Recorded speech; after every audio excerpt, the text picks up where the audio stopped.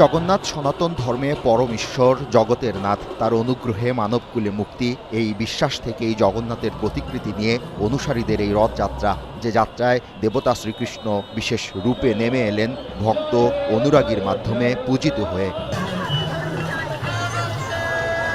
তিনটি বড় কাঠের রথে বৃহস্পতিবার দুপুরে শ্রী শ্রী জগন্নাথ, তার ভাই বলরাম, বোন সুভদ্রার প্রতিকৃতি নিয়ে ভক্তরা প্রদীপ জ্বালিয়ে রথযাত্রার সূচনা করে স্বামীবাগের আন্তর্জাতিক ইস্কন মন্দির থেকে।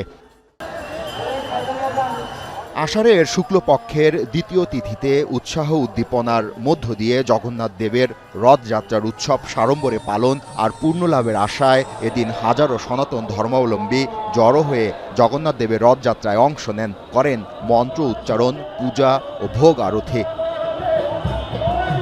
ভক্ত অনুরাগীরা জানান, এই জগতের পাপীদের পাপ থেকে মুক্ত করে ঈশ্বর তাদের মর্তলোকে রেখে যাবেন পবিত্র করে।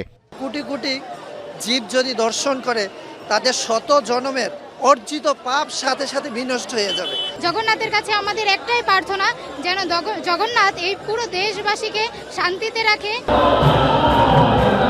অনুসারীরা বলেন, পৃথিবীতে সুখ, শান্তি, সমৃদ্ধির জন্য আজই রথে ভগবান নিজে এসেছেন পূজারীদের কাছে মানুষকে ক্ষমা করতে।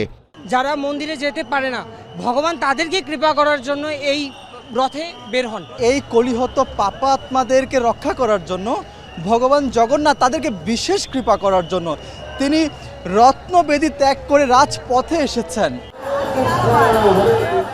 সনাতন ধর্মীয় বিশ্বাস অনুযায়ী রথযাত্রা কেবল একটি শোভাযাত্রা নয়, এটি ভগবান জগন্নাথের শুভযাত্রার প্রতীক। ভক্তদের বিশ্বাস, রথের দড়িতে একবার হাত রাখতে পারলেই অর্জিত হয় পুণ্য। ভগবানের কাছে, জগন্নাথের কাছে প্রার্থনা করব এই যজ্ঞের মাধ্যমে যে জগন্নাথ যেন আমাদেরকে সুখে রাখে, শান্তিতে রাখে, কৃষ্ণ ভাবনাময় রাখে এবং আমাদেরকে সুস্থ রাখে। আমাদের জগন্নাথের কৃপা যাতে আমাদের উপর বর্ষিত হয়।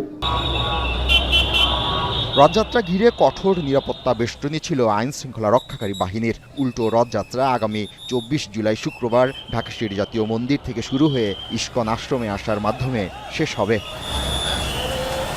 জাবেদ আবদুল্লাহ, এখন, ঢাকা।